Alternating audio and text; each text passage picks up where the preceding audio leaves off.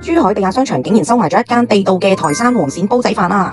哇，打開個蓋聞到都係香噴噴啊，熱氣騰騰，裹住嘅係黃鱔嘅香同埋台山絲苗米嘅香，直衝天靈蓋啊！正宗台山嘅做法，用嘅係台山本地嘅絲苗米，配搭住現拆嘅新鮮黃鱔，每一粒米咧都吸飽咗黃鱔嘅鮮味啊，粒粒分明啊！煮出嚟嘅飯咧口感帶住啱啱好嘅韌勁，淋埋個秘製醬汁咧，簡直係無敵啊！嗱，女王今日就帶你哋嚟呢一間啊，位於地下商場嘅，我已經嚟食咗好多次啦。一講起台山美食，肯定第一時間諗起傳承百年嘅黃鱔飯啦。呢一道係被列入江門非物質文化遺產嘅風味，如今唔需要去到台山咁遠，喺澳門地下商場都可以食到啦。嗱，等我話你知啦，一煲優秀嘅黃鱔飯咧，個靈魂咧就存喺鍋底裏面嘅飯焦啊。師傅咧要將火候拿捏得恰到好處，咁先可以喺個煲底裏面形成一層金黃色均勻嘅鍋巴。正宗台山黃鱔飯嘅根咧，從來都係藏喺一碗台山嘅絲苗米裏面啊！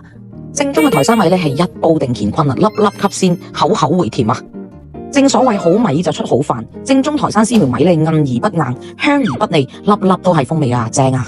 而家唔使去到台山先食到咁靚嘅黃鱔煲仔飯啦，落嚟地下商場就有得食啦。中意食黃鱔嘅一定唔好錯過呢一個黃鱔煲仔飯啊！一啲腥味都冇㗎，肉質特別嫩，米飯吸滿咗黃鱔嘅鮮味同埋醬汁嘅香味，仲有記得要加埋佢哋個辣醬啊，好惹味啊！個鍋底仲有脆脆嘅鍋巴，每一啖咧都超級入味啊！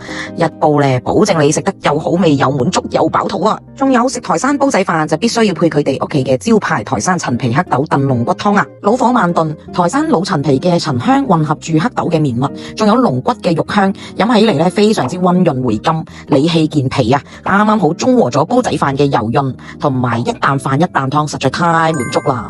仲想女王帶你哋去邊度食好嘢？歡迎評論區留言，下次帶你哋捐窿捐罅食好西。最後成個套餐都係55蚊，你覺得抵唔抵呢？請你為我點讚